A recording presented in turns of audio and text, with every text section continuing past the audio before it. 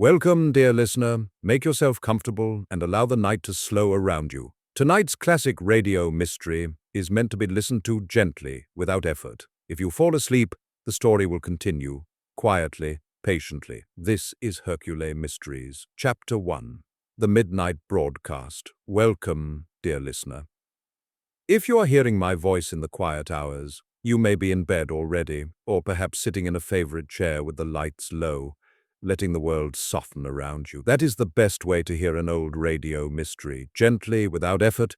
Let the story come to you, let it move slowly. If sleep finds you along the way, that is perfectly all right. The mystery will keep its pace. It will not rush, it will not shout. Now then. There are cities that never truly sleep, but even the busiest places have a particular hush that arrives after midnight. It is not silence exactly, more like a thinning of noise.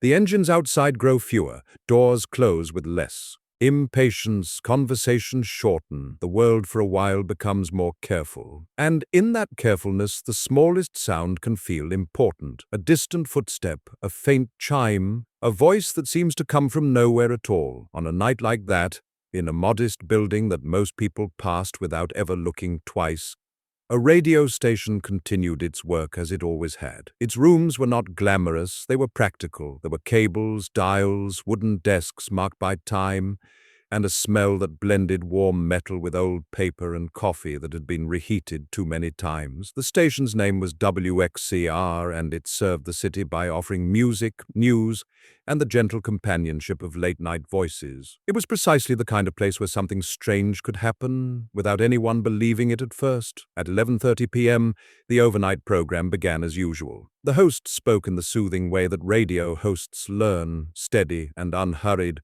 as if every listener mattered, even the one who might be half asleep already. "Good evening," the host said, "or good morning, depending on your hour. Wherever you are, wherever you're listening from, let the night be kind to you." The record played then, soft strings, a gentle piano, music that did not demand attention, only offered it. The volume was kept modest.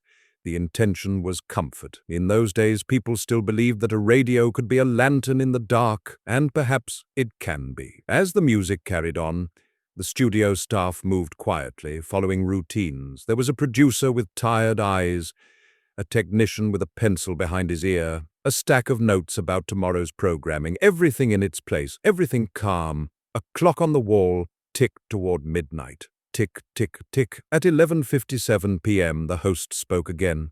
"In a moment," he said softly, "we'll move into a new hour. Before we do, here's a piece that always reminds me that time is not only a thing we measure, but a thing we feel." The music returned, warmer now, with a slow swell. And then, at 11:59 p.m., it happened. Not dramatically at first. There was a faint crackle, as if a storm far away had brushed the edge of the signal. The host did not react. The technician glanced at a dial, then back at his notes. Radio had small faults sometimes. A listener might hear a pop, a dip, a scratch of interference. Nothing unusual, but this crackle grew. It deepened. It gathered itself, thickening into a steady hiss. The music thinned out as though swallowed, and then came the sound that made people sit up in bed. Footsteps, not running, not stumbling, not hurried. Footsteps that were measured, slow and calm, each one placed with intention. There was an echo to them, a corridor echo, the kind of sound you hear in a long hallway where the walls are close, where the floor is firm, where the night makes everything sharper. The studio staff froze. The host's hand hovered over the microphone switch. His mouth opened, but he did not speak. It was as if the sound itself had reminded him that he was not alone. Across the city, people leaned closer to their radios. Some thought it was a recording meant to introduce a story. Others assumed it was a mistake, a sound effect from another program bleeding into this one. But there was something about those footsteps that did not feel staged. They had weight, they had patience, they had purpose. The steps continued for a few seconds, then they stopped. Silence filled the gap. And in that silence, a voice emerged. It was not loud. It did not shout. It did not bark an order. It spoke in a calm, almost gentle tone, but the signal distorted it slightly, flattening the edges and making it feel as though it came from a room with no air. "Do you hear them?" the voice asked. The question was quiet enough that a listener had to listen. For a moment, nothing else happened. Then, far beneath the question, a sound began. Soft at first, then clearer, a clock chime. Not the station clock, not the host's clock, a different chime, deep and metallic, with the slow certainty of an old mechanism, a grandfather clock perhaps, something antique, something that did not rush the way modern things rush. Chime, only one, a single note that rang and faded. And as soon as it faded, the footsteps returned. 1 step, 2, 3. The voice spoke again, a little nearer now. "They only begin," it said, "after the final chime." And then, abruptly, the broadcast snapped back to normal. The music returned as if nothing had happened. The host, shaken but professional, cleared his throat. He spoke too quickly for a moment, then slowed himself, remembering that listeners were still there. "We experienced a brief technical issue," he said. "Apologies, friends. The music continues." But the city had already heard what it heard, and the city would not forget. By morning, WXCR received messages. Some were confused, some angry, some curious.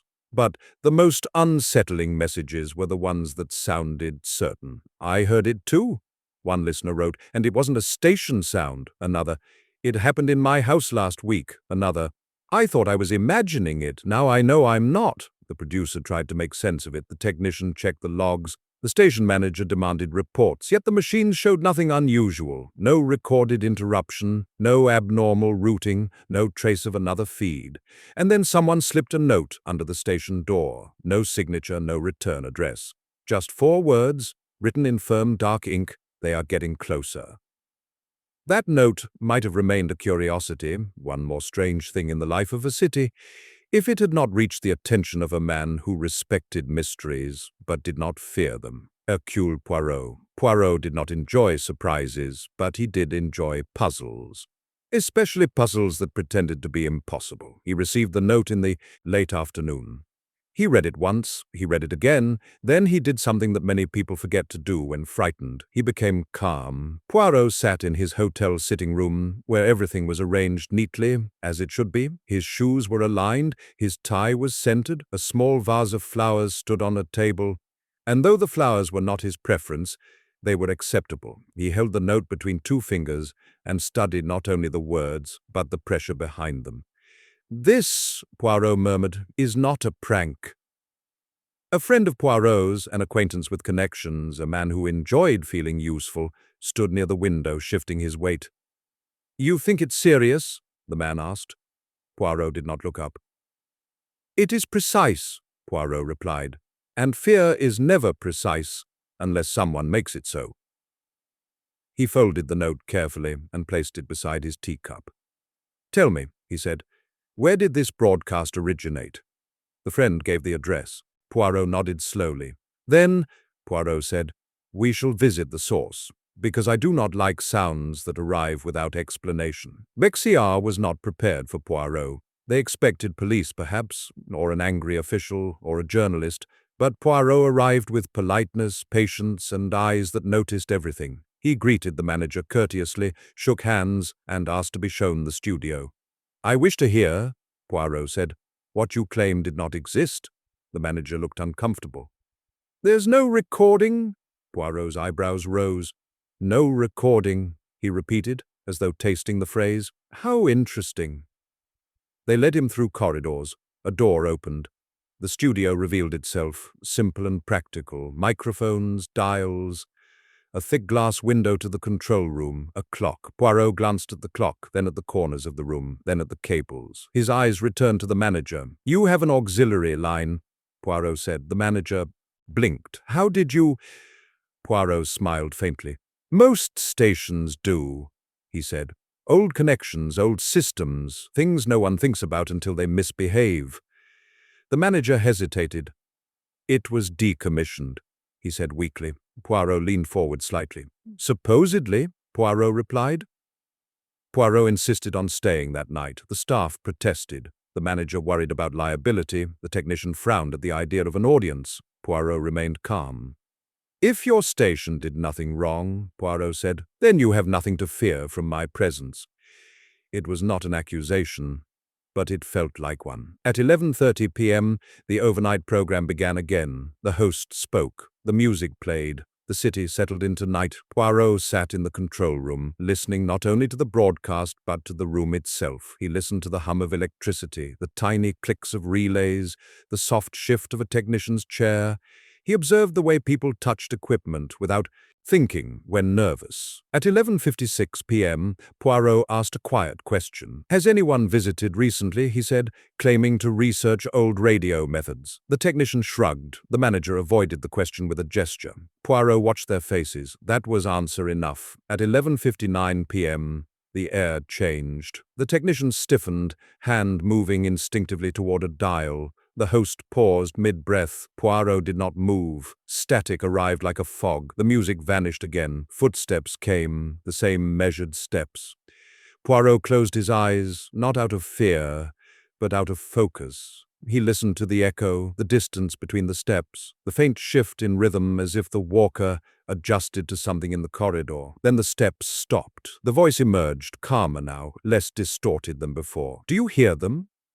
Poirot leaned forward slightly, as though addressing the voice directly. "Yes," Poirot said aloud, though he was not sure the voice could hear him. "And I hear also the intention behind them." The chime sounded deep, final. The footsteps returned. Poirot opened his eyes. "Ah," he murmured, "a ritual." The voice spoke again, faintly amused. "They only begin after the final chime." Poirot did not flinch. He smiled. "Then," Poirot whispered to himself, "we must ask who enjoys making others wait for permission." The broadcast snapped back to normal. Music resumed. The host stammered, then continued. The room exhaled. The manager wiped his forehead with a handkerchief. Poirot stood. And for the first time that night, he spoke firmly. "This," Poirot said, "is not a ghost." The technician blinked. "Then what is it?" Poirot's gaze moved from the dials to the cables to the old auxiliary feed, and finally to the door that led out into the station corridor. "This," Poirot said softly, "is a person." Outside, the city continued to breathe, and somewhere in that breathing someone was listening, waiting for the next chime, waiting to see who would follow a sound that pretended to be fate. Poirot adjusted his tie, straightened his sleeves, and prepared to do what he did best. Not chase, not panic, not guess wildly, but listen and then think. Because the greatest mysteries are rarely hidden in darkness. They are hidden in routine. And routine, Poirot knew, always leaves a trace. Chapter 2, Footsteps in the Hall. If you are still listening, then the night has chosen to stay with you a little longer. That is all right. Mysteries like this one are not meant to be hurried. They unfold the way footsteps do in a quiet house, slowly, deliberately, each sound separated by a pause that allows the mind to wander. If you find your thoughts drifting, let them. If your eyes grow heavy, do not resist. The story will continue whether you follow every word or not. Now then. After the midnight broadcast, the city spent the next day pretending nothing unusual had happened. That is, what cities do best. People went to work, shops opened their doors, trams rattled along their rails, radios played cheerful programs as if they had never carried footsteps through the dark. Yet beneath all of it, something subtle had shifted. Conversations lingered a moment longer than usual. Listeners found themselves glancing at clocks without knowing why. Hallways felt longer. Doors sounded heavier when they closed. And for one man, the night did not end with the sunrise at all. Edwin Hargrove lived at 19 Marroway Crescent, in a narrow house built during a time when architects believed silence could be shaped. The hallway was long and straight, the ceilings high enough to let echoes travel, the floorboards carefully hidden beneath a runner rug that softened sound without erasing it completely. Edwin had always liked the hallway. It made the house feel dignified. That was before the footsteps. The first night, he dismissed them. He had been sitting in the small parlor near the front of the house, a book resting open on his lap, the words blurring together as the hour grew late. His sister Lydia had retired early, complaining of a headache and the sort of fatigue that clings to travelers even after they have arrived. The house was quiet, comfortably so. Then, just after midnight, The clock in the hall chimed, a single chime, old, familiar. Edwin had smiled faintly at the sound. It reminded him of childhood, of nights when the house felt too large and the dark too deep. And then a step. At first he thought it was Lydia. Perhaps she had forgotten something, or perhaps she was simply restless. He listened without concern. A second step followed, then a third. They were slow, unhurried, each foot placed with care. "Lydia!" Edwin had called without raising his voice. No answer. The steps continued for a moment, then stopped. Edwin waited, listening. Nothing else happened. After a few seconds, he returned to his book, annoyed with himself for imagining more than was there. Old houses made sounds, everyone knew that. He slept well that night. The second night was different. The air felt heavier, the quiet less friendly. Edwin lay in bed, listening to the house settle. Lydia's room was across the hall, her door closed. He could hear the faint sound of her turning in bed once or twice, the rustle of fabric against sheets. The clock chimed midnight, and immediately the footsteps began, not from Lydia's room, from the far end of the hallway. Edwin sat up in bed, heart beating faster now, not with panic but with alertness. He recognized the rhythm. It was the same as the night before, slow, measured, almost careful. He swung his legs over the side of the bed and stood. The steps stopped. "Lydia!" He called again, louder this time. Silence answered him. Edwin opened his door and stepped into the hall. The air was cool. The runner rug lay smooth and straight, exactly as it always had. No shadows moved, no doors stood open. The house looked innocent. Edwin checked the front door, locked, the windows latched, the stairs empty. He returned to bed, telling himself firmly that imagination thrived on repetition. Once you noticed a sound, you began to expect it. Expectation created patterns where none existed. Still, he did not sleep easily. On the third night, Lydia vanished. Edwin woke to the sound of the hall clock chiming 8. Morning light filtered weakly through the curtains. The house felt wrong, not in a dramatic way, but in the subtle way one notices when something is missing. He called Lydia's name. No answer. He knocked on her door. Nothing. When he opened it, her room was empty. The bed was made. Her shoes stood neatly by the wall. Her handbag rested on the chair where she had left it the night before. There was no sign of struggle, no sign of haste, only absence. Edwin searched the house methodically, telling himself there was an explanation. He checked the cellar, the attic, the garden behind, the house. He even walked the length of Marroway Crescent, scanning the street as if she might simply be standing there waiting. She was not. The police came. Questions were asked. Notes were taken. Suggestions were offered gently and then more firmly. Perhaps Lydia had left early. Perhaps she had gone out without waking him. Perhaps she had returned to the city unexpectedly. Edwin knew better because when the house grew quiet again that night, the footsteps returned. That was when he called Hercule Poirot. The call was placed at 9:12 p.m., his fingers trembling just enough to make dialing difficult. The voice that answered was calm, precise, and entirely awake. "Hercule Poirot speaking."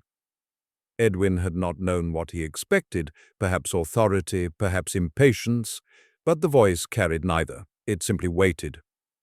"I was told you listen," Edwin said. Poirot listened, and when Edwin finished speaking, when the story lay bare between them like an open hallway, Poirot said only one thing: "You are correct to call." Poirot arrived at Marroway Crescent before 10. The street was quiet, its lamps casting warm pools of light that failed to reach the edges of the pavement. Bare trees stood motionless, their branches like careful listeners themselves. Edwin opened the door before Poirot could knock. Poirot took in the scene at once. The tension in Edwin's posture, the way his eyes flicked toward the hallway, the faint scent of lavender, Lydia's perfume, still lingering in the air. Poirot stepped inside and removed his gloves with deliberate care. "Show me," he said simply. They stood in the hallway together. Poirot studied it as though it were a diagram. "The runner rug," Poirot murmured. "It softens sound without eliminating it." Edwin nodded. "My father insisted on it." Poirot crouched and examined the rug without touching it. "Sound is important to this house," Poirot said. "That much is clear," Edwin swallowed. "Then I'm not imagining it." Poirot stood. "No," he said.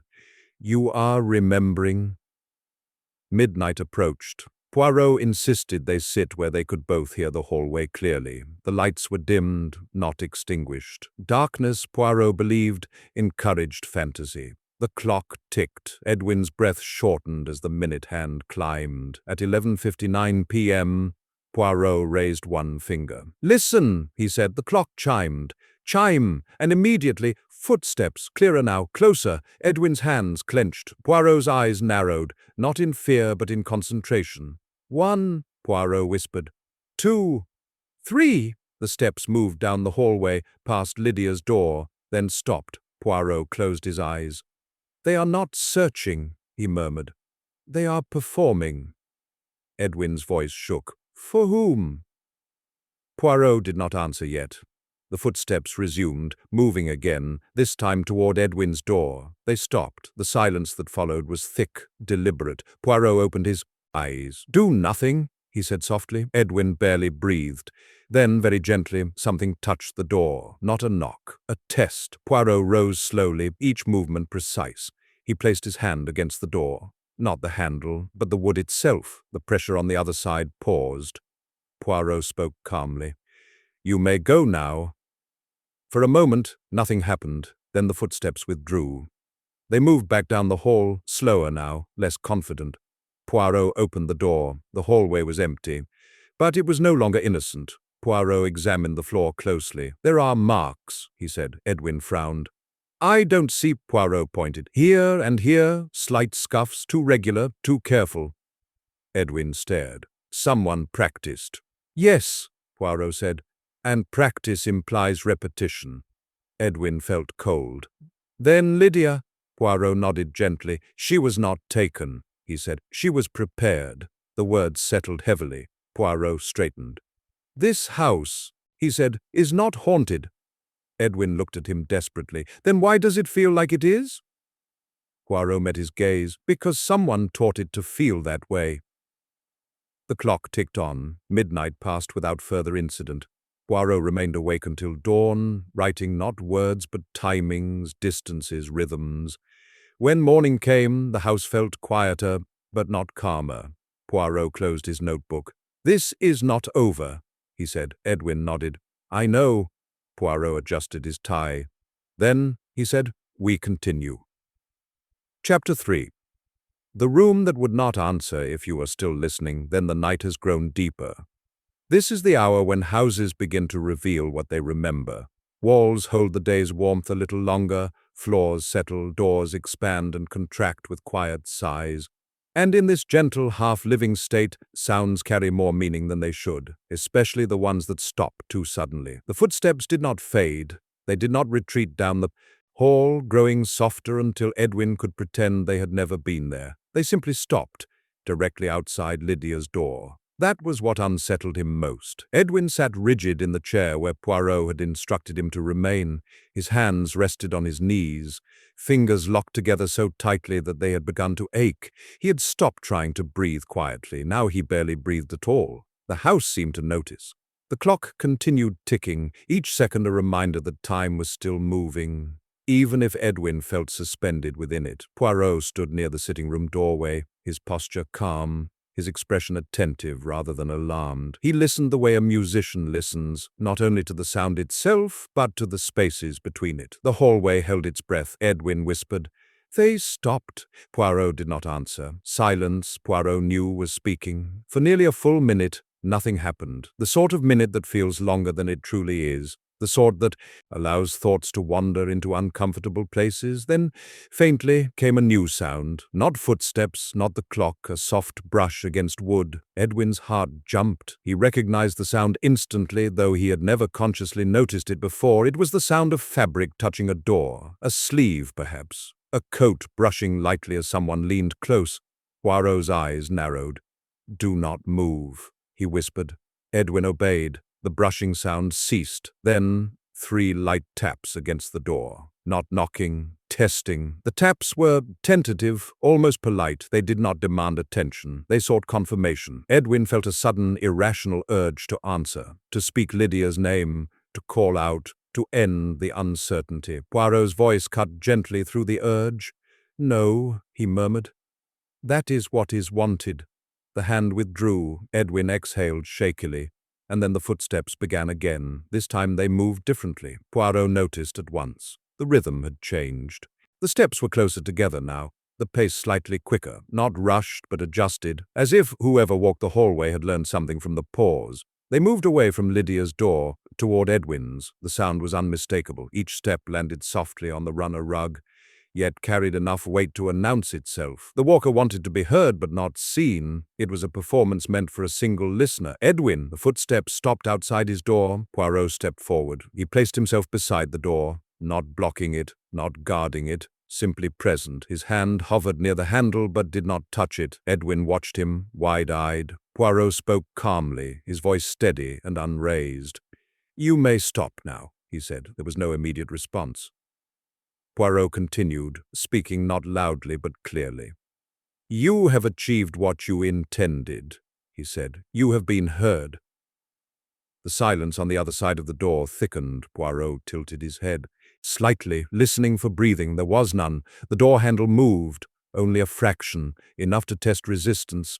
Poirot did not move. He waited. The handle stilled. Poirot's voice softened but did not weaken. "You see," he said gently, "fear invites imagination, but imagination is unreliable." The handle released. Footsteps retreated. They moved back down the hallway, past Lydia's door, toward the stairs. Poirot opened the door. The hallway lay empty, but the performance had left its mark. Poirot examined the hall slowly, as though walking through a museum of invisible artifacts. He knelt near the runner rug, careful not to disturb it. "Come," he said quietly. Edwin rose on unsteady legs and joined him. Poirot pointed, not at footprints, but at the faint irregularities along the rug's surface.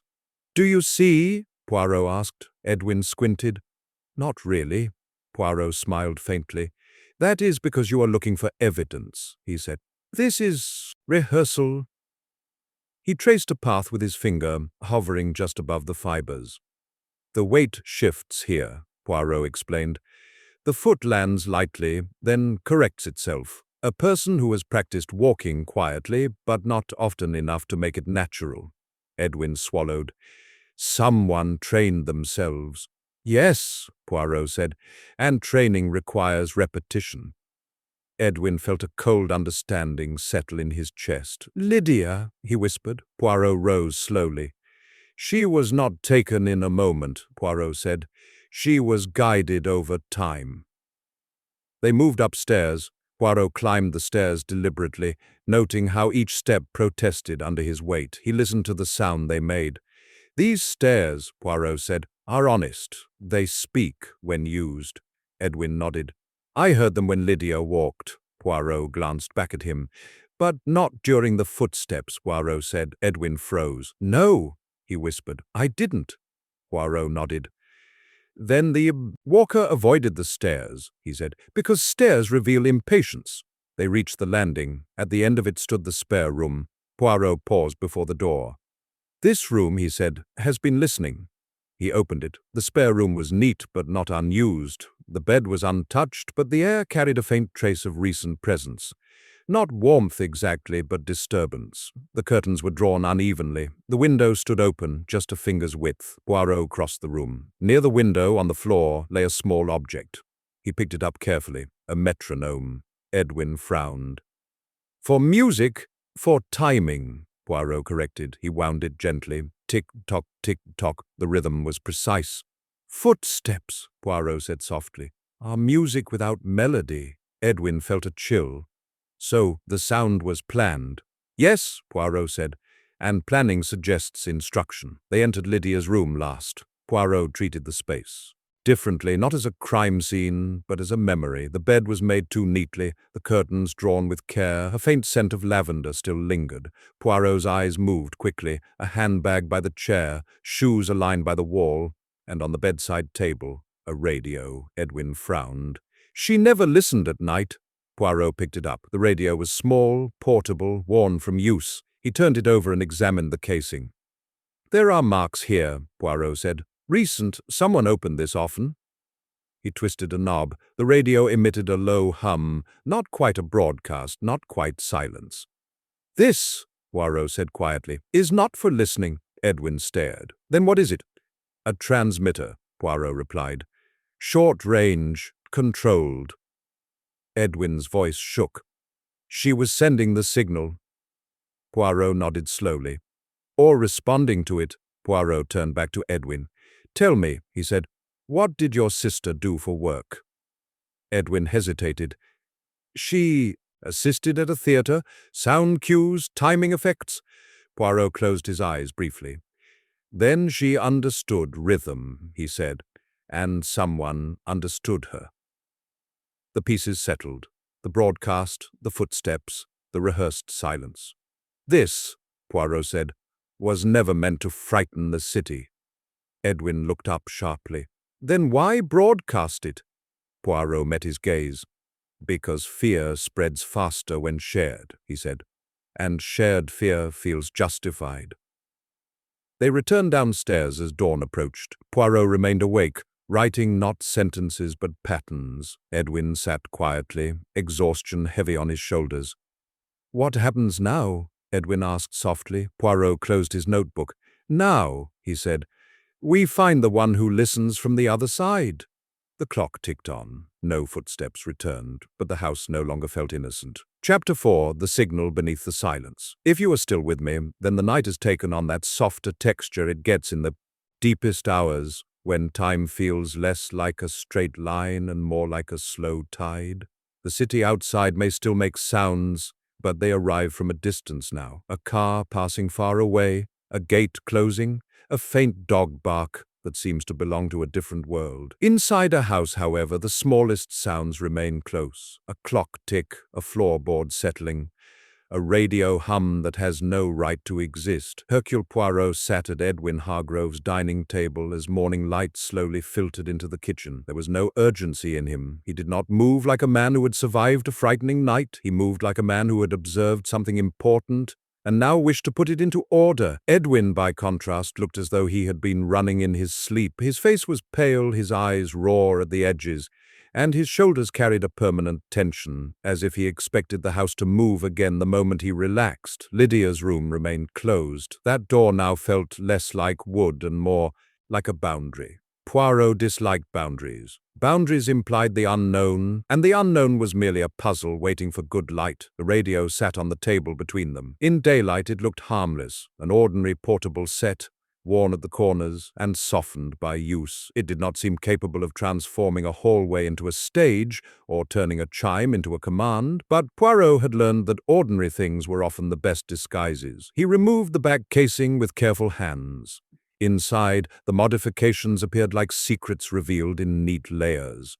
Wires that had been replaced, not crudely but thoughtfully. A coil reinforced for stronger output. A tuning mechanism adjusted beyond what a typical civilian set would require. Poirot traced the wiring path with his eyes, not touching more than necessary. "This," he said softly, mostly to himself, "was done by someone who knows the language of signals." Edwin leaned forward. "So Lydia didn't do it?" Poirot glanced up. "Your sister may have helped," he said gently, "but help is not the same as invention." Edwin frowned. "She was good with sound equipment at the theatre." "Yes," Poirot agreed, "and that is precisely why she was chosen." Edwin's throat tightened. "Chosen for what?" Poirot set the casing aside and folded his hands. "To be useful," he said simply. "And for a certain kind of person, usefulness becomes ownership." Edwin sat back, unsettled by the calmness in Poirot's voice. Poirot did not speak cruelly. He spoke accurately, and accuracy sometimes felt harsh, even when delivered softly. Poirot looked toward the hallway, where the clock continued its steady tick. "And also," Poirot added, "to be frightened in a very specific way." Poirot asked Edwin to show him every clock in the house. Edwin blinked. "Every clock?" "Oui," Poirot said. "Every one." They walked through the rooms slowly.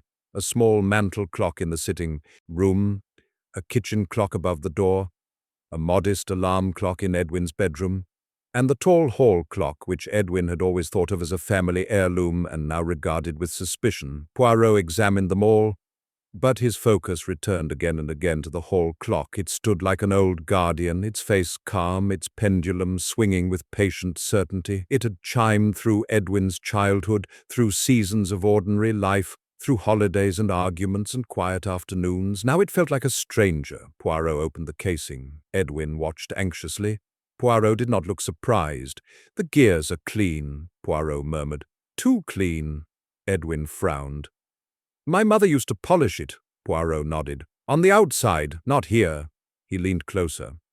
"There is oil on the joints," Poirot said. "Fresh oil." Edwin's stomach sank. "Someone serviced it." Poirot straightened. "Someone adjusted it," he said. "Not for beauty, but for precision." Edwin stared at the clock face as if it might speak. "So the chime," he whispered. Poirot closed the casing gently. "The chime," he said, "is not merely a sound, it is a cue." Edwin swallowed. "A cue for what?" Poirot's eyes remained steady. "For movement," he said. "For fear, for obedience." They returned to the dining table. Poirot asked for paper and pencil. Edwin brought them. Poirot began to draw. Not an artistic drawing, a practical one, a map. He sketched the ground floor, front door, hall, sitting room, dining table, then the upper floor, Lydia's room, Edwin's room, spare room, staircase. Edwin watched, uneasy. "What is this?" Poirot tapped the page with the pencil. "This house," he said, "is an instrument. Hallways carry sound. Rugs absorb it. Doors reflect it."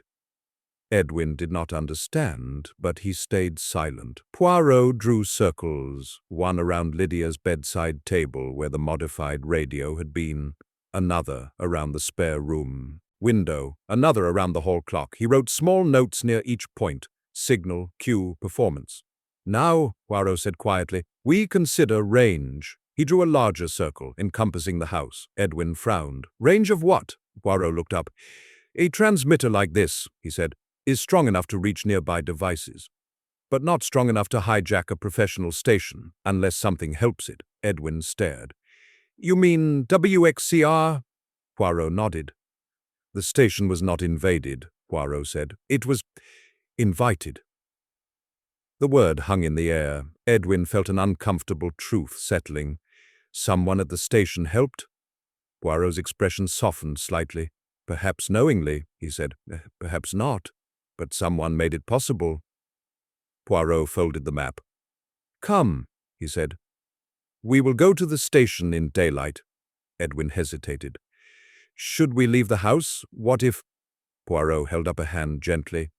"What you fear," he said, "relies on the night. In daylight people are less imaginative, and criminals are less brave." WXCR felt different during the day. In the morning, it had the ordinary energy of a workplace. Phones ringing, voices overlapping, paper shuffling, staff moving briskly between rooms. Poirot moved through it like a quiet current. He asked polite questions. He looked at equipment without touching it. He listened to the way people answered. Most people, Poirot noticed, did not lie well. They lied in obvious ways. Too quickly, too firmly, too defensively. But some people lied by omission, by dodging, by claiming ignorance they did not quite possess. Poirot requested to meet the technical supervisor. A thin man with tired eyes and careful hands was brought into a small office. His name, he said, was Aldous Kemp. Poirot observed him for several seconds before speaking. "Monsieur Kemp," Poirot said pleasantly, "you are a man who loves order." Kemp blinked. "I suppose," Poirot smiled. "And therefore," Poirot continued, "you are troubled when something disorderly happens in your system." Kemp swallowed. "We've checked everything. There was no interruption." Poirot nodded slowly. "Yes," he said, "and yet it happened." Kemp's mouth tightened. Poirot placed Lydia's radio on the desk. Kemp's eyes flicked to it, then away, then back, a subtle movement, almost invisible. But Poirot saw it. "You recognize this," Poirot said quietly. Kemp's fingers twitched, then stilled. "It's just a radio." Poirot's tone remained gentle. "Not this one," he said. "This one speaks." Silence. Poirot leaned in slightly. "You have an auxiliary feed," he said. "An old line, decommissioned, yes?" Kemp's jaw clenched. "It's dead." Poirot nodded. "Dead lines," he said softly, "are excellent places to hide living things." Kemp looked down. Poirot waited. Finally, Kemp exhaled. "There was a man," he admitted. "Weeks ago, he said he was researching old radio drama." Poirot's eyes sharpened, but his voice remained calm. "A name?" Kemp hesitated. "Calder." Poirot wrote it down. And he asked for access. Yes, Kemp said miserably. Limited access, late hours. He spoke like an academic. He knew the language, he knew the equipment, he knew how to make it sound like an accident. Poirot nodded slowly. Did he come alone? Kemp shook his head. Sometimes he brought someone. Poirot's gaze lifted. A woman? He asked. Kemp's face drained slightly. Yes, Lydia.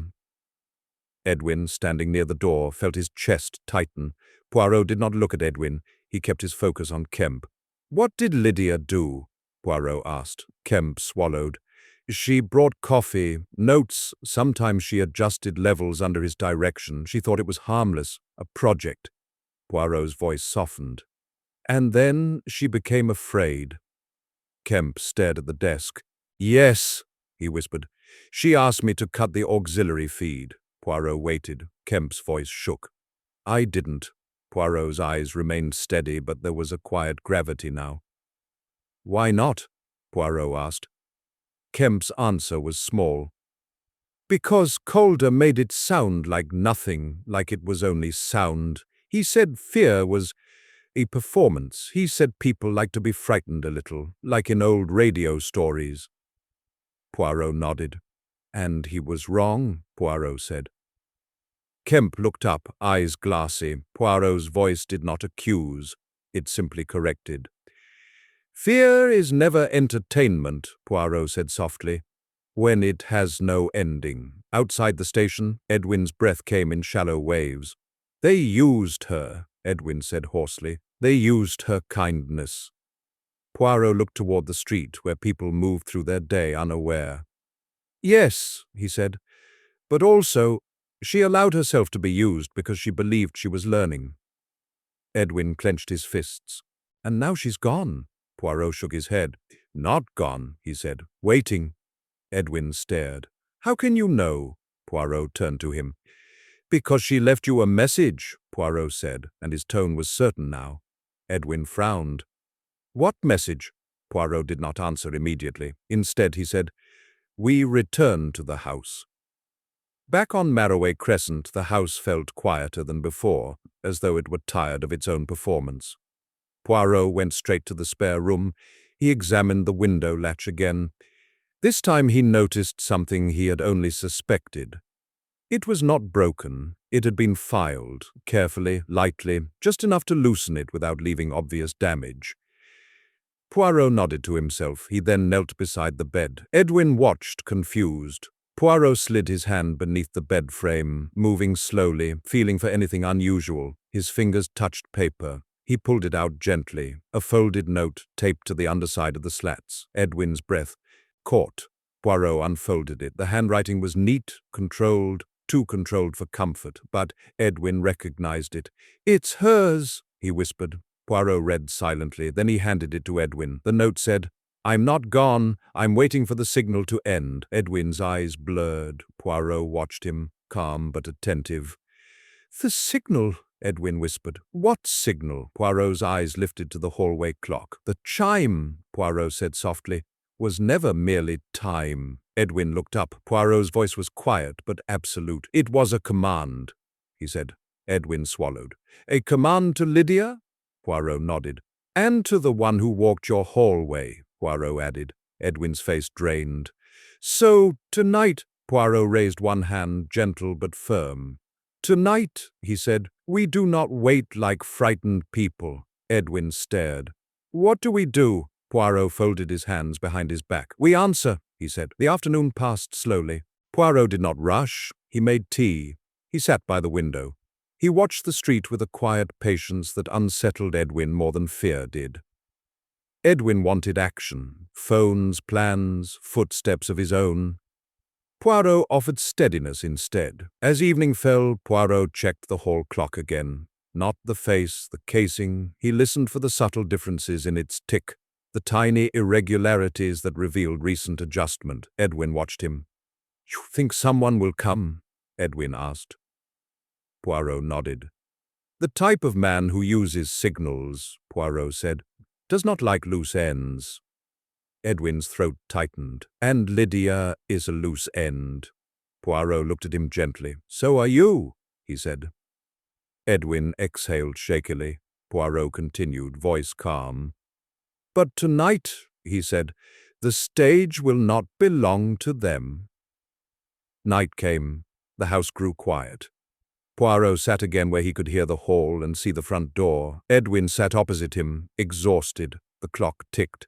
Tick, tick, tick. At 11:58 p.m., Poirot spoke softly. "You will hear something," he said. Edwin nodded. At 11:59 p.m., the house seemed to tighten around them. Poirot's gaze moved to the clock. The hammer lifted. Chime. The sound rang out, deep, metallic, final, and somewhere in the house, very faintly, something answered. Not footsteps, not yet. A hum, a low electrical hum, barely audible, like a device waking. Poirot's eyes narrowed. "There," he murmured, "the signal beneath the silence." Edwin held his breath. Poirot did not move. He listened, and in that listening, the mystery took its next breath. Chapter 5. The Hour Between Commands. There is an hour every night that belongs to no one. It does not belong to yesterday because yesterday has already loosened its grip. It does not belong to tomorrow because tomorrow has not yet decided to arrive. It is the hour between commands, the hour when clocks tick faithfully, radios hum obediently, and people wait, often without realizing that waiting itself has become a habit. Hercule Poirot knew this hour well. It was the hour criminals feared most. The house on Marroway Crescent had grown strangely quiet after the hum began. Not the calm of rest, but the attentive stillness of a place listening for instruction. The sound was faint, almost imagined, a low vibration that seemed to move not through the air, but through the bones of the building itself. Poirot remained seated. Edwin Hargrove did not. Edwin stood near the dining table, fingers gripping the edge as if steadying himself against a slow-moving current. "Do you hear it?" Edwin whispered. Poirot nodded once. "Yes," he said calmly. "And more importantly, I hear what follows it." Edwin swallowed. "Footsteps." Poirot shook his head. "No," he said. "Expectation." Poirot rose and crossed the hallway with deliberate steps, allowing his shoes to sound openly against the floorboards. He did not attempt to be quiet. Silence, Poirot believed, was not something to be sneaked around. He placed a hand against the hall clock. It ticked obediently. Tick, tick, tick. Poirot opened the casing. Inside, the mechanism gleamed with recent care. The oil was fresh, the gears aligned with unnatural precision. "This clock," Poirot said softly, "has been instructed." Edwin's voice trembled. "Clocks don't take instructions." Poirot smiled faintly. "People say the same thing about themselves," he replied. Poirot closed the casing but did not step away. Instead, he adjusted the pendulum just slightly. Not enough to stop the clock, not enough to draw attention, just enough to introduce imperfection. Edwin watched anxiously. "What are you doing?" he asked. Poirot's tone remained gentle. "I am creating doubt," he said. "And doubt is poison to obedience." Edwin frowned. "For whom?" Poirot looked at him. "For the one who listens from the other side." The hum returned. This time it was clearer. It came from upstairs. Poirot lifted his head, listening intently. "Come," he said. They climbed the stairs together, Poirot again noting how honestly the steps complained under weight. Edwin followed, every sound magnified by anticipation. In the spare room, Poirot crossed directly to the window. The night air was cool, carrying distant city sounds that felt oddly reassuring now. Cars, voices, a radio somewhere far away. Poirot placed Lydia's modified radio on the windowsill. Edwin stared. "You're using it?" Poirot nodded. But not as intended. He adjusted the dial slowly. The hum sharpened, then shifted, then softened again. "This frequency," Poirot murmured, "is narrow, purpose-built. Whoever designed it wanted clarity, not reach." Edwin's chest tightened. "So someone else is listening?" "Yes," Poirot said, "and waiting." Poirot removed a small notebook from his pocket, not for writing, but for timing. He waited. At 11:40 p.m., nothing happened. At 11:45 p.m., the hum wavered. Poirot made a small mark. At 11:50 p.m., a faint click echoed through the radio speaker. Edwin flinched. Poirot did not. "There," Poirot said quietly. "The listener checks the line." Edwin's voice shook. "They know something's wrong." Poirot smiled. "They know something has changed," he corrected. Poirot adjusted the dial again. The hum vanished, then returned, stronger. A voice emerged, not distorted, not theatrical, controlled. "Prepare," the voice said. Edwin froze. Poirot leaned closer to the radio, his expression attentive but unafraid. "Prepare for what?" Poirot asked calmly. Silence followed. The voice returned, sharper now. "You are interfering." Poirot smiled thinly. "Yes," he said. "That is the point." Edwin's heart raced. "They can hear you." Poirot nodded. "And now," he said, "they can no longer pretend this is anonymous." The clock ticked downstairs. Tick, tick, tick. Poirot glanced at his watch. "Almost time," he murmured. The hall clock chimed. Chime. The sound rang through the house, slightly imperfect now, its tone altered by Poirot's adjustment. Not wrong enough to fail, but wrong enough to notice. For a heartbeat, nothing happened. Poirot waited. Edwin waited. The house waited. Then footsteps sounded. But not inside. Outside, on the pavement, measured, confident. Poirot's eyes sharpened. "They have come," he said, "not to command, but to collect." Edwin's breath caught. "Collect what?" Poirot's voice dropped. "Confirmation," he said. "They believe the obedience is complete." The footsteps stopped outside the front door. A knock followed. Soft, assured. Poirot did not move. The knock came again. Poirot leaned toward the radio. "She is not here," Poirot said calmly. The radio hissed. Then the voice returned, no longer controlled, but irritated. "You've disrupted the sequence," Poirot nodded. "Intentionally." A pause. Then something new. "Where is Lydia?" the voice demanded. Poirot's gaze hardened. "Safe," he said, "and no longer listening." The hum spiked sharply, then cut off. Downstairs, the front door handle moved. Edwin gasped. "They're inside." Poirot nodded. "Yes." Poirot descended the stairs calmly. The hallway lights were dim but steady. At the base of the stairs stood a man, tall, well-dressed, composed in posture though not in expression. His eyes flicked instinctively toward the hall clock. Poirot noticed. "You're early," Poirot said politely. "And careless." The man stiffened. "You shouldn't be here." Poirot smiled. "And yet," he replied, "I am." The man stepped forward. Poirot stepped aside. Not hurriedly, not dramatically. The man stumbled slightly, momentum betraying him. Poirot raised his voice, not loud but sharp. "Now!" From upstairs a second chime rang out, but this one was wrong. Offbeat, unscheduled. The man froze. "What did you do?" he demanded. Poirot's eyes were cold. "I removed certainty," he said. Sirens sounded in the distance. Faint, then closer. The man's shoulders sagged. "You ruined it," he whispered. "She was almost perfect." Poirot stepped closer. "People," Poirot said quietly, "are not instruments." The police arrived moments later.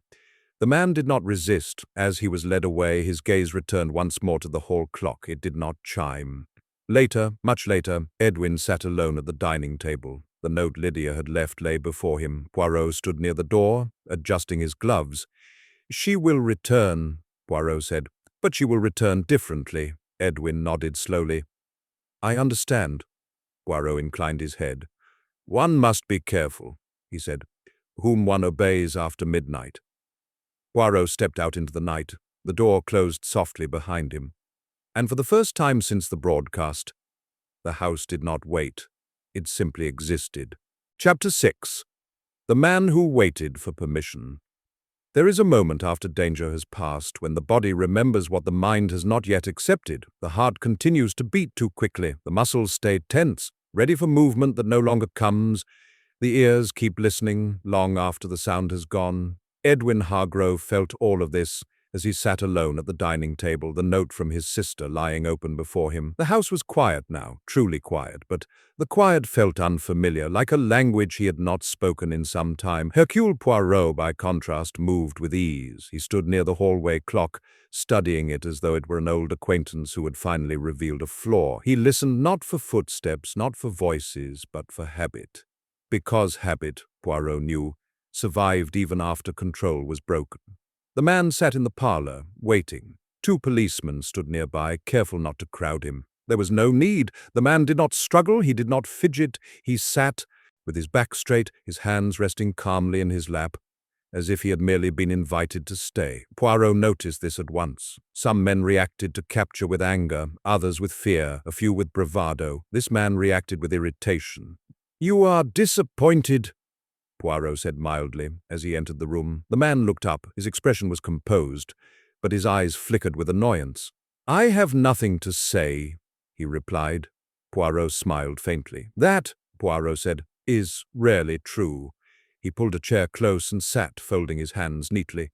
"You waited," Poirot continued, his tone conversational, "even when the clock failed you, even when the signal broke." The man's jaw tightened. "You're making assumptions," he said. Poirot tilted his head slightly. "No," he replied. "I am observing habits." The man's name, they would later learn, was Julian Calder. But Poirot did not need the name yet. He studied Calder's posture, the way his shoulders remained squared, the way his gaze returned again and again to the hallway clock, as though it might yet speak. "You were trained as well," Poirot said softly. Calder laughed once sharply. "Trained? By whom?" Poirot did not answer immediately. Instead, he asked, "When did you first realize that people listen differently when they believe they are alone?" Calder's laughter stopped. Edwin, listening from the doorway, felt a chill. Poirot leaned forward slightly. "You did not want obedience through force," Poirot continued. "You wanted it through timing." Calder's eyes narrowed. "You don't understand what she was capable of." Poirot's expression remained calm, but something in his gaze hardened. "I understand perfectly," Poirot said. "You mistook discipline for devotion." Calder looked away. Calder spoke slowly after that, not because he was reluctant, but because he enjoyed choosing his words. He spoke of sound, not music, but response, how people reacted to predictable noises, how a repeated pattern could become comforting even when it carried fear, how silence, extended just long enough, could make a person supply their own instructions. "Fear," Calder said quietly, "is simply guidance without explanation." Edwin clenched his fists. Poirot did not react. "And Lydia?" Poirot asked. Calder's voice softened, not with tenderness but with admiration. "She was exceptional," he said. "She understood rhythm intuitively. She could wait without panic. She could move without sound." Poirot interrupted gently. "You frightened her," Calder shrugged. "I refined her." Poirot rose slowly. "That," he said, "is the difference between us."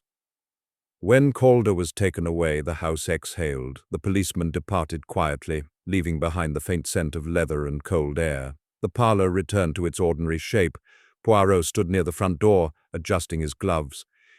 "Where is she?" Edwin asked, his voice barely holding. Poirot turned to him. "Your sister," Poirot said, "was never meant to stay here." Edwin frowned. "Then why come home at all?" Poirot looked toward the stairs. "Because home is where obedience is hardest to maintain," he said. Poirot explained carefully. Lydia had not fled in panic. She had followed instruction. The spare room, the loosened latch, the rehearsed steps, all of it had been designed to feel orderly, controlled, safe. "She was taught to disappear," Poirot said. "Not to escape." Edwin's throat tightened. "Then where is she now?" Poirot pointed upward. "To a place where silence is taught," he said. Edwin stared. "Where?" Poirot smiled faintly. "The bellwether storage lofts," he said. "Old rehearsal spaces, soundproofed rooms, places where footsteps are meant to vanish." Edwin's breath caught. "You're sure?" Poirot nodded. "Because Calder did nothing without symmetry," he said. "And because Lydia left you a message." Poirot unfolded the note again. "I'm not gone. I'm waiting for the signal to end." Poirot folded it carefully. "The signal has ended," he said. Night returned, but the house no longer braced itself. No one adjusted lamps. No one waited at doors. Poirot insisted Edwin sleep. "This house," Poirot said, "must relearn stillness."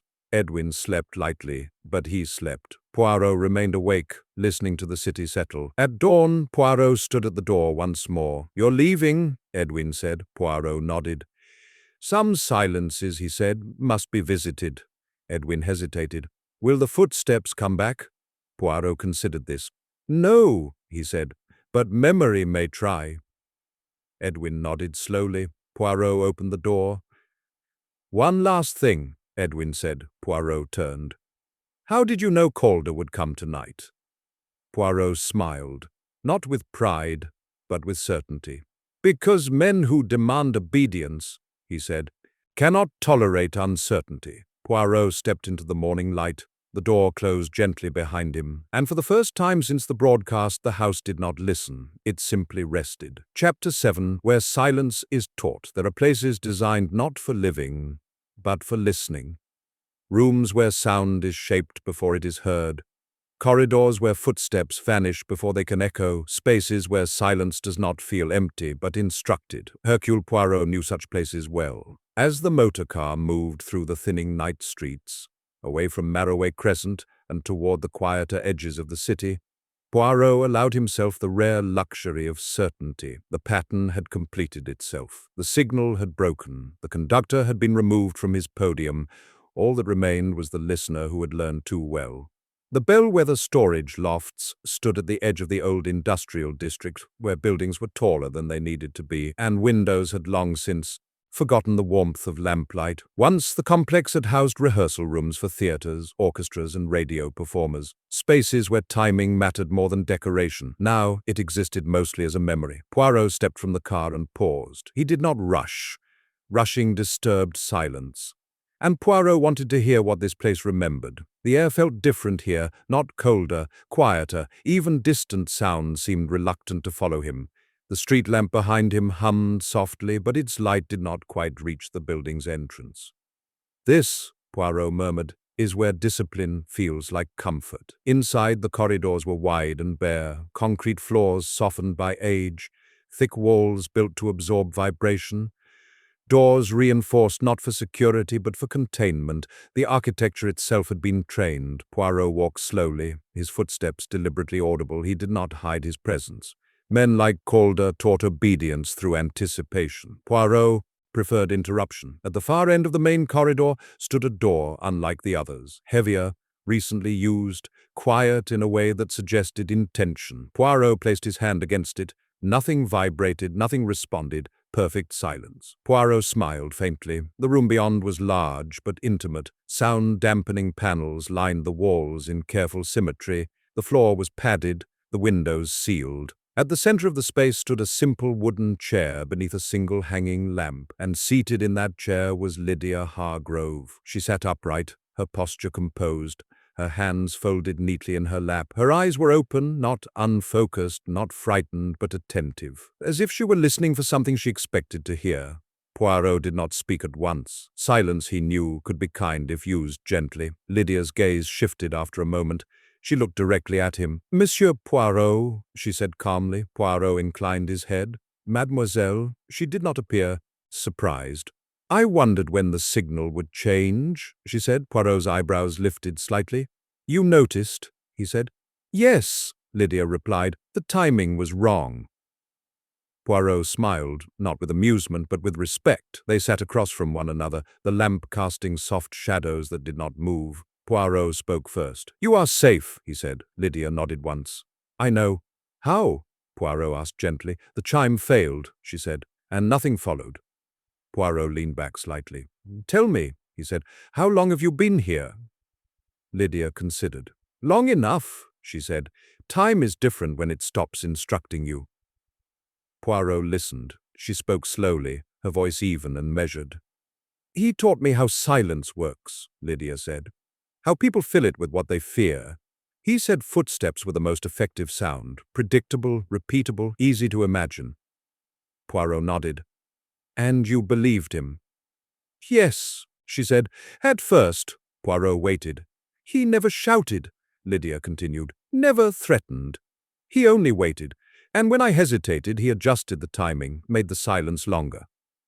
Poirot's voice was gentle. "Until hesitation felt like failure." Lydia looked up sharply. "Yes," Poirot folded his hands. "That is not teaching," he said. "That is captivity, disguised as refinement." Lydia closed her eyes briefly. "I stayed," she said, "because I thought obedience was strength." Poirot leaned forward. "And now?" Lydia opened her eyes again. "Now," she said softly, "I hear my own footsteps." Outside the room, distant sirens wailed, not urgently but persistently. Poirot stood. "It is time to leave," he said. Lydia rose with him. Her movements were careful, not rehearsed but cautious. as though she were relearning space. She paused at the doorway. "What happens next?" she asked.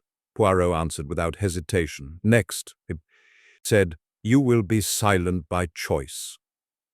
They walked together down the corridor. Poirot allowed his steps to sound clearly. Lydia followed. Her footsteps were uneven, human. She smiled faintly. The city welcomed them back without ceremony. Morning had begun to gather itself. Shopkeepers lifted shutters. Radios carried news and weather reports. The world made noise again without permission. Edwin waited at the edge of the street, exhaustion written into every line of his face. He saw Lydia and froze. For a moment, neither moved. Then Lydia stepped forward. Edwin followed. They embraced without words. Poirot watched quietly. Some reunions did not need explanation. They returned to Marroway Crescent together. The house greeted Lydia with familiarity, not accusation. She stood in the hallway for a long moment, listening, not for footsteps, but for memory. "The runner rug," she said softly. "It softens sound." Poirot nodded. "And hides it," he added. Edwin frowned. "Should we remove it?" Poirot considered. "Not yet," he said. "First, it must be understood." That night they ate together. Edwin cooked poorly. Lydia laughed gently. Poirot ate politely. No one mentioned midnight. The clock chimed when it chose to. Nothing followed. Later, as Edwin slept, Lydia sat with Poirot in the sitting room. "You knew where to find me," she said. Poirot nodded. "Because silence always gathers where it is taught." She studied him. "Will it come back?" she asked. Poirot considered carefully. "Memory may," he said, "but control will not." She nodded slowly. Poirot stood. "I will leave you now," he said. "This house must learn new silence." Lydia hesitated. "Monsieur Poirot?" "Yes." "Thank you," she said, "for listening." Poirot smiled gently. "It is my profession," he said, "and my pleasure." Poirot stepped into the early morning light. Behind him the house rested, not alert, not afraid, just present. Somewhere a clock chimed the hour. Somewhere else a radio hummed. And for the first time since the final chime, silence belonged to the right person. Chapter 8. The sound that followed them home. Some silences do not remain where they are taught. They travel quietly, patiently, without urgency. They follow people the way a shadow follows a body, not always visible, not always present, but never entirely gone. Hercule Poirot knew this kind of silence well. It was the silence that lingered after control had been removed, when the world returned to normal, but the mind had not yet accepted permission to move freely again. The motor car carried them away from the bellwether storage lofts. As dawn softened the city's edges, the streets were nearly empty now, washed pale by early light. Shop signs were dark. Windows reflected the sky rather than what lay inside them. Lydia Hargrove sat in the back seat. She did not speak. Her hands rested in her lap, not folded as they had been before, but loosely placed, as if she were still learning how much space she was allowed to occupy. Her eyes moved slowly, taking in the passing streets, the brick walls, the familiar shapes that felt strangely distant. Edwin sat beside her. He wanted to ask 100 questions. He wanted reassurance, explanation, certainty. But Poirot had warned him gently. "Let the silence speak first," Poirot had said. And so Edwin waited. The house on Marroway Crescent appeared smaller in the morning light, not diminished, but revealed. Its front door stood quietly, neither inviting nor forbidding. The windows reflected clouds. The brickwork showed age that Edwin had never noticed before. "It looks different," Edwin said softly. Poirot nodded. "Because it is no longer performing." Lydia stepped out of the car and paused on the pavement. She did not rush forward. She listened. The street made ordinary sounds. A distant delivery cart, a door opening somewhere down the row, a radio playing softly behind a window. No footsteps followed her. She exhaled. Inside the house, Poirot insisted on one ritual before anything else. The clock. The hall clock stood where it always had, tall and dignified, its face calm, its hands moving with faithful certainty. Edwin watched Poirot carefully, expecting him to dismantle it, to stop it, to silence it completely. Poirot did neither. Instead, he opened the casing and made the smallest of adjustments. So small Edwin would have missed it if he had not been watching closely. "What are you doing?" Edwin asked. Poirot closed the casing gently. "Removing authority," he said. "Not time." Edwin frowned. "Why not stop it entirely?" Poirot looked at him kindly. Because silence imposed, he said, is only another command. The clock resumed ticking, tick, tick, tick, but now something about it was different, imperfect, human. Lydia wandered the hallway slowly. She knelt near the runner rug and touched the fibers with careful fingers. I was taught where to step, she said quietly. Here and here. She traced invisible marks only she could see. Poirot watched without interrupting. They said repetition creates safety, Lydia continued.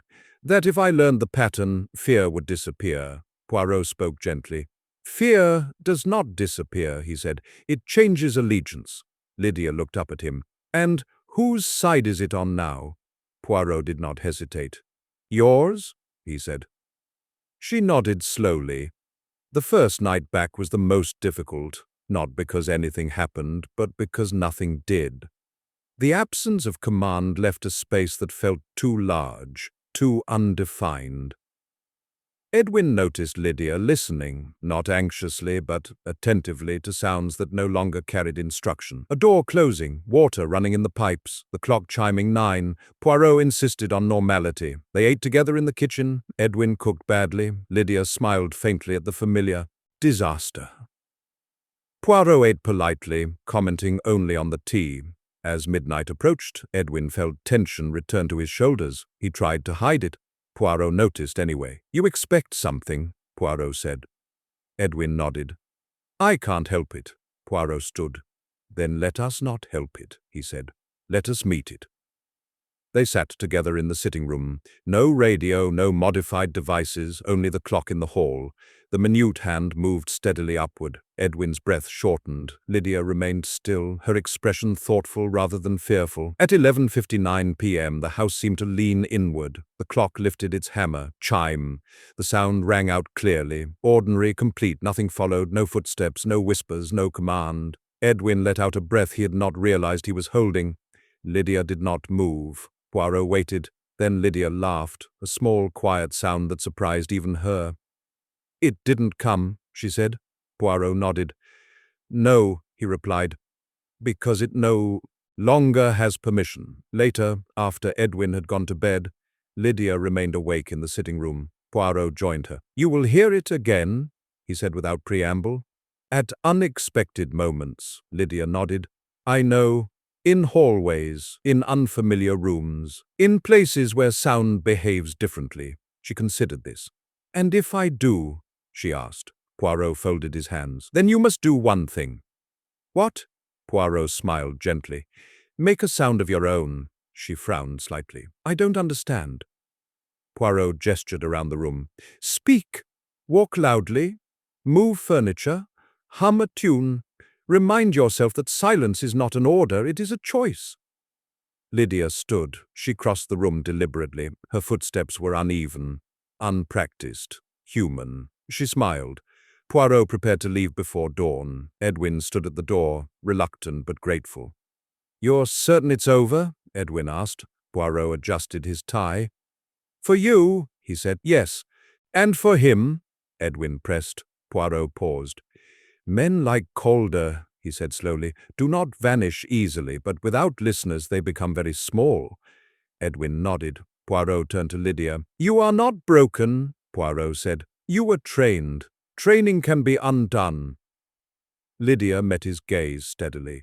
And the silence? She asked. Poirot opened the door. The silence, he said, now answers to you. As Poirot walked down Marroway Crescent, the city began to wake fully. Radios carried morning news, delivery carts rattled, doors opened, voices overlapped, life reclaimed its sounds. Somewhere, far away, a man waited for a signal that would never come, and somewhere closer, in a quiet house with an imperfect clock, a woman learned to walk without listening. Chapter 9, The Last Listener, There is always one. When the room empties, when the voices leave, when the doors close and the lights dim, there is always one presence that remains behind, not because it must, but because it does not know how to leave. Hercule Poirot understood this better than most. On the morning after Lydia Hargrove returned home, As the city resumed its ordinary rhythms, Poirot did not allow himself the comfort of finality. Resolution, he knew, was rarely complete the moment it arrived. Something always lingered, a question unanswered, a habit unbroken. In this case, that lingering presence had a name: Julian Calder. The holding facility was quiet in the early hours, not silent, never truly silent, but subdued. Footsteps echoed softly along tiled corridors. Doors opened and closed with restrained efficiency. Voices remained low, as though the building itself discouraged unnecessary sound. Calder sat alone in a small interview room. The room was deliberately unremarkable. Pale walls, a single table, 2 chairs, an overhead light that hummed faintly, not enough to be distracting, but enough to prevent the room from feeling still. Calder disliked that hum. It had no rhythm, no beginning, no ending. A constable opened the door and stepped aside. Poirot entered without hurry. "Good morning," Poirot said pleasantly. Calder looked up and smiled thinly. "I was wondering when you would come." Poirot sat opposite him. "I did not wish to interrupt," Poirot replied. "You seem to be listening." Calder's smile faltered for just a moment. "Listening to what?" he asked. Poirot gestured gently toward the room. "To the silence," he said. "It must feel unfamiliar." Calder leaned back in his chair. "Silence is neutral," he said. Poirot shook his head. "Silence," he replied, "is never neutral. It only appears so to those who expect it to obey." Calder's fingers tightened slightly on the edge of the table. They sat quietly for a moment. Poirot allowed the pause to stretch, not as a tactic but as an invitation. Some men filled silence eagerly, others resisted it. Calder did neither. He endured it.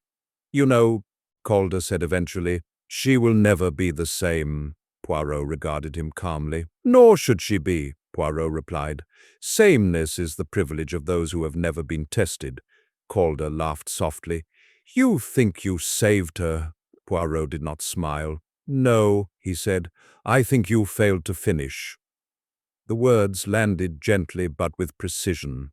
Calder leaned forward.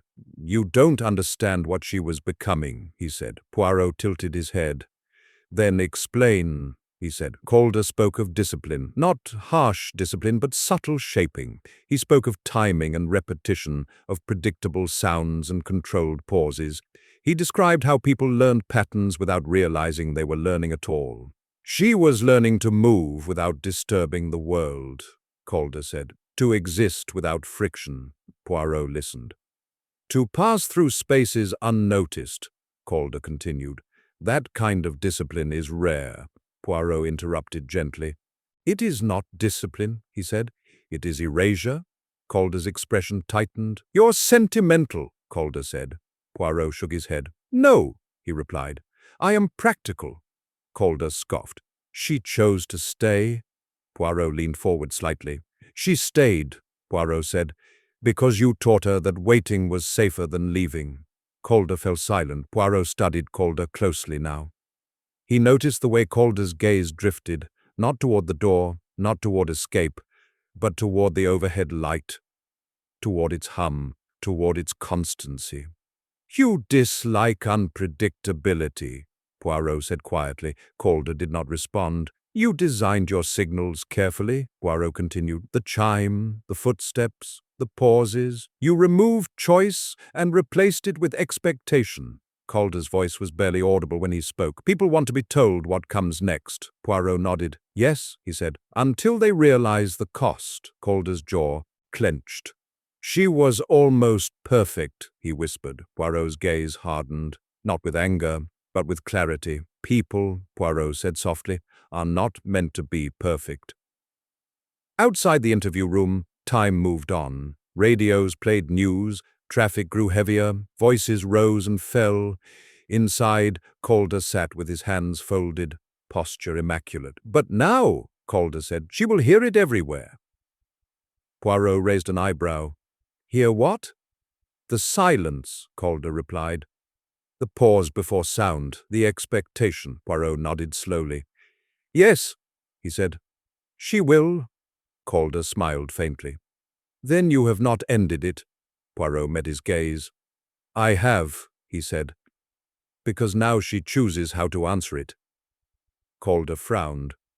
"And how do you know she won't come back?" he asked. Poirot stood. "Because," he said gently, "you no longer command the waiting." Later, Poirot walked alone through the city. He did not hurry. He allowed the streets to speak to him. Footsteps overlapped, unrehearsed, unmeasured, alive. A cafe radio played too loudly. Somewhere, a delivery cart rattled over uneven stone. Noise reclaimed its place. Poirot paused near a shop window where several radios played different stations at once. Music colliding with voices, weather reports interrupting advertisements, chaos, beautiful chaos. Poirot smiled faintly. Sound returned to its proper place. At Marroway Crescent, Lydia stood in the hallway one last time. The runner rug had been removed. Bare floorboards greeted her feet. Honest, responsive, imperfect. She walked the length of the hall without thinking about where to step. Her footsteps echoed freely. She stopped at the front door and opened it fully, letting daylight spill in. Edwin watched from the stairs. "You all right?" he asked. Lydia nodded. "I'm not listening anymore," she said. That evening, as clocks chimed across the city, some early, some late, some not at all, the world continued without instruction. Some sounds arrived unexpectedly, others failed to arrive at all, and neither demanded obedience. Back in the holding facility, Calder sat alone. No radio, no clock, no hum worth listening to. For the first time, silence did not wait for him, and that was his sentence. Chapter 10. After the final chime, every mystery ends the same way. Not with a revelation, not with an arrest, not even with justice. It ends when the world remembers how to sound ordinary again. Hercule Poirot believed this deeply. He believed that truth did not announce itself with triumph, but with relief. When the danger had passed, when the pattern had broken, when fear had finally loosened its grip, what remained was not silence, but life, returning gently to its own rhythm. Morning arrived without ceremony. The city woke the way it always had, though it did not know what it had escaped. Radios carried news in familiar voices. Buses hissed to a stop. Doors opened. Keys rattled. Somewhere a kettle whistled, just a little too loudly. Poirot stood at the corner of Marroway Crescent, listening. No footsteps followed him. That pleased him. The Hargrove house stood quietly behind him. Its brickwork was unchanged. Its windows reflected the pale sky. The front door remained closed, not in defense, but in rest. Inside, Edwin Hargrove sat at the kitchen table, turning a cup of tea slowly between his hands. He was tired, but it was a different kind of tired now. The kind that came after tension released, when the body realized it had been holding itself too tightly for too long. Across the room, Lydia moved calmly. She opened a window without hesitation, letting cool air drift in. The curtains stirred. The house responded, not with alarm, but with acceptance. Edwin watched her. She moved differently now, not cautiously, not silently, but deliberately. She allowed cupboards to close too firmly. She let her steps land naturally on the floorboards. She hummed softly to herself. Not because she wanted to be heard, but because she wanted to hear herself. Poirot had said this would happen. Sound reclaimed by choice. The hallway looked bare. The runner rug had been rolled up and set aside. In its place, the wooden floor revealed its age.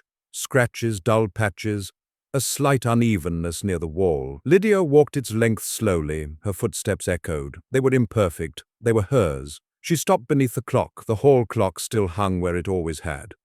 Its casing bore the smallest misalignment, barely noticeable unless one looked closely.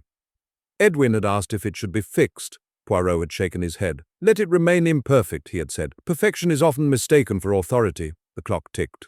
Tick, tick, tick, it chimed the hour.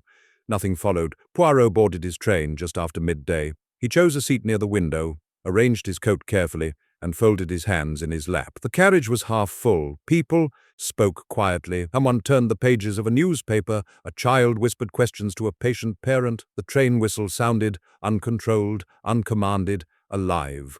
Poirot closed his eyes, not to sleep, but to listen. This was his favorite moment at the end of a case, the moment when the mystery no longer needed him. In another part of the city, Julian Calder sat alone. The room he occupied was small and undecorated. No clock hung on the wall. No radio hummed softly in the background. The overhead light remained on, steady and indifferent. Calder sat upright, hands folded, waiting. He had always waited well. At first, he listened. He expected something, a sound, a cue. a rhythm that would tell him what came next. Nothing arrived, minutes passed, then hours. The silence did not respond. For the first time, it did not adjust itself to him, and Calder began to understand what he had taken from others. Not fear, but choice. At Marroway Crescent, evening approached gently. Edwin cooked dinner again, still poorly, but with more confidence. Lydia helped this time, laughing when things went wrong instead of correcting them. They ate together at the table. The house listened, not attentively, not obediently, but passively, the way a house should. When night fell, Edwin noticed his own tension returning, faint but familiar. Midnight approached. He glanced at the clock. Lydia noticed. She did not reassure him with words. Instead, she stood. She walked to the hallway. She turned on a light. She opened a door. She made noise. The clock chimed. Chime. The sound rang clearly, warmly, without instruction. Nothing followed. Edwin exhaled. He laughed quietly. "I think," he said, "it's finally over." Lydia smiled. "It's finished," she replied, "but it will always be remembered." Edwin nodded. "Is that all right?" She considered this. "Yes," she said, "as long as it doesn't tell us what to do." Later that night, Lydia sat alone in the sitting room. A small radio rested on the side table, not the modified one, but an ordinary set. She turned it on briefly. Music filled the room, overlapping with the soft tick of the clock. Too much sound. She smiled and turned it off again. Silence returned. Not empty, not waiting, just present. She stood and crossed the room. Her footsteps were steady, human. Poirot stepped off the train in another city, another station, another ordinary place.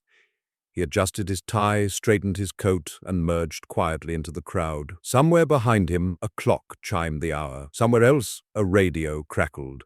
Somewhere, someone walked down a hallway without thinking about how their steps sounded. And that, Poirot believed, was the true ending of every mystery. Not when the criminal was caught, not when the secret was revealed, but when the world remembered how to live without listening for permission. Final old radio sign-off. Thank you for listening. If you followed this story to its end, then the silence did not command you.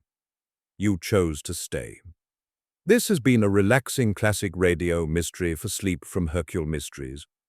If you drifted off along the way, rest well. If you are still awake, let the quiet keep you company. And remember, some sounds only have power when we obey them. End broadcast.